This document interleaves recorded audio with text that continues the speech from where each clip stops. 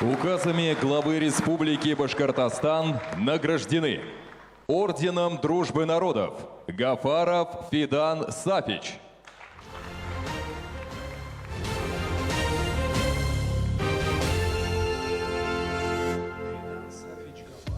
Фидан Сафич Гафаров попал в труппу Башкирского академического театра драмы имени Мажита Гафури в 1967 году. За годы службы он сыграл много ролей, которые вошли в сокровищницу театрального искусства Башкортостана. С Фиданом Гафаровым связана целая эпоха Башкирского национального театра.